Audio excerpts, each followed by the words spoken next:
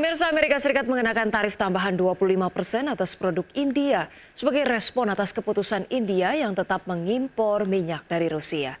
Tarif baru tersebut akan membuat bea masuk atas sebagian produk ekspor India ke Amerika Serikat melonjak hingga 50%. Presiden Amerika Serikat Donald Trump mengenakan tarif tambahan 25% atas produk India sebagai respon atas keputusan New Delhi yang tetap mengimpor minyak dari Rusia. Tarif baru tersebut akan membuat bea masuk atas bagian produk ekspor India ke Amerika Serikat melonjak hingga 50%. Salah satu yang tertinggi yang pernah dikenakan Amerika Serikat kepada mitra dagangnya. Kebijakan ini diumumkan pada Rabu 6 Agustus dan berlaku mulai 21 hari setelah tanggal 7 Agustus. Langkah tersebut menandai eskalasi serius dalam hubungan dagang antara dua negara demokrasi terbesar di dunia setelah perundingan perdagangan menemui jalan buntu. Gedung Putih belum memberikan pernyataan terkait kemungkinan tindakan serupa terhadap negara lain seperti China yang juga mengimpor minyak dari Rusia. Namun para analis menilai keputusan ini sebagai kemunduran paling signifikan dalam hubungan kedua negara sejak Trump kembali menjabat pada Januari lalu. Sektor-sektor ekspor utama India seperti tekstil, alas kaki, perhiasan, dan batu mulia diperkirakan paling terdampak.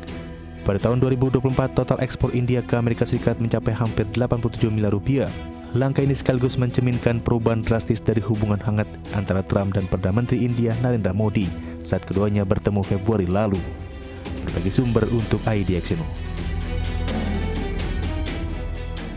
Pemirsa, harga minyak merosot sekitar 1% ke level terendah dalam 8 minggu pada Rabu setelah pernyataan Presiden Donald Trump tentang kemajuan perundingan dengan Moskow menciptakan ketidakpastian apakah Amerika akan menjatuhkan sanksi baru terhadap Rusia.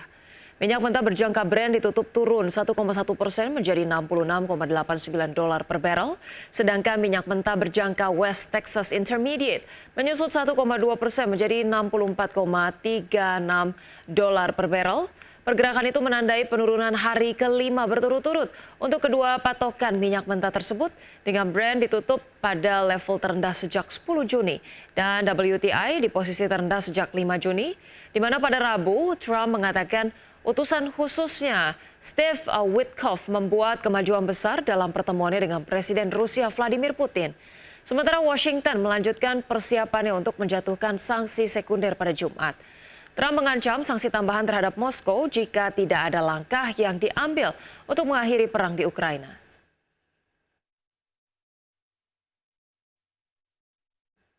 Ya, pemirsa, selanjutnya dari pergerakan bursa global, pemirsa, bursa Wall Street berakhir di zona hijau pada perdagangan Rabu dipimpin oleh Nasdaq yang melonjak lebih dari 1% seiring dengan penguatan saham Apple dan beberapa emiten menyampaikan laporan keuangan yang optimistis.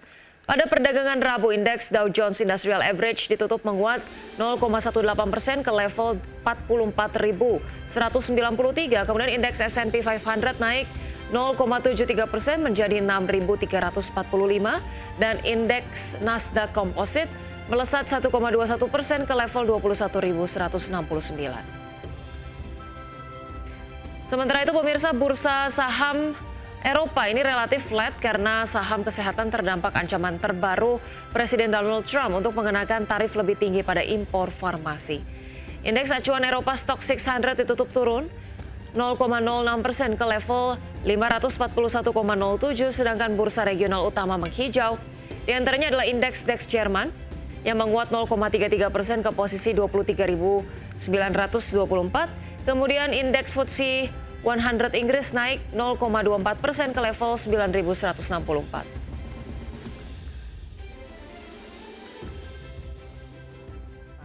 Pemirsa, indeks harga saham gabungan atau IHSG akhirnya ditutup melemah usai bergerak fluktuatif di perdagangan Rabu.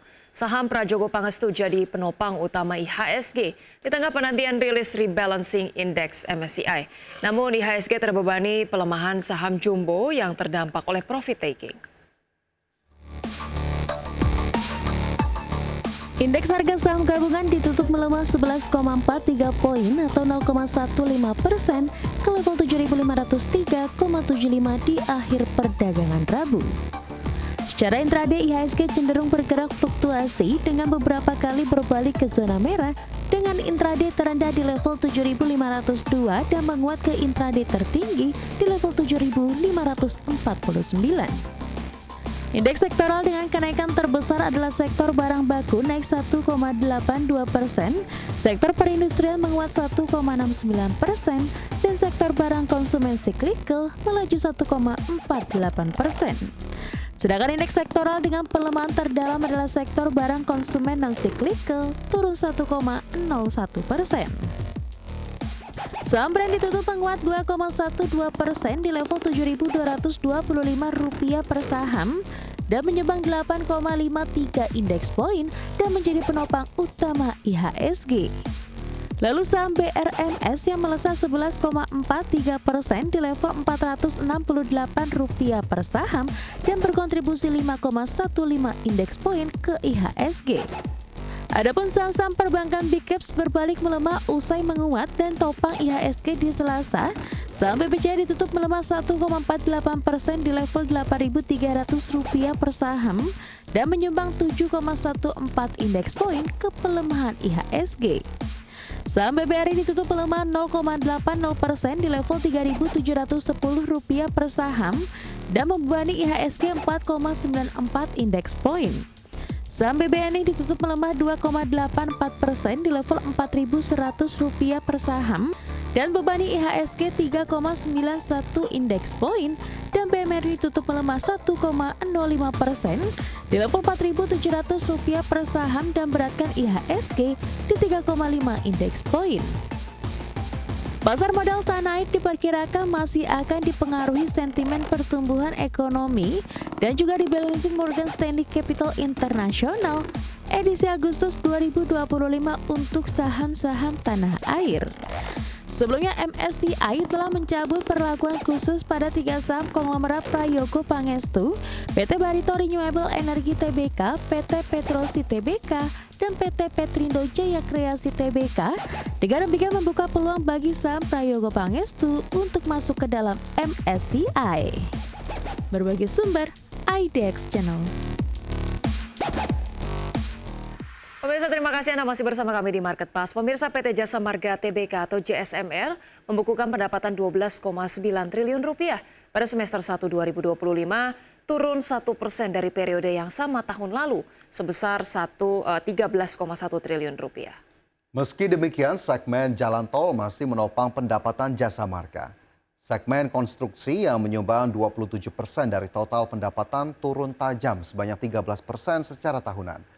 Segmen lain yang menyumbang 3% ke pendapatan total juga turun 5% secara year on year. Namun berkat segmen jalan tol, pendapatan perseroan tercatat tak banyak terkoreksi. Pada semester 1 2025, pendapatan segmen ini tumbuh 5% secara tahunan dan berkontribusi sebesar 69% dari total pendapatan Jasa Marga. Margin laba operasional naik ke 36% dan margin EBITDA naik ke 47%. Akan tetapi laba bersih Jasa Marga turun 20,3% secara tahunan menjadi Rp1,87 triliun di semester 1 2025.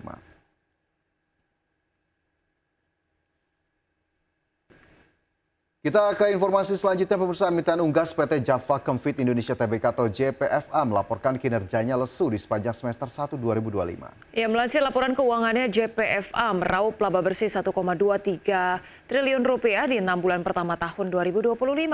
Raihan itu merosot 16,42% secara year on year dari periode yang sama tahun lalu sejumlah Rp1,47 triliun.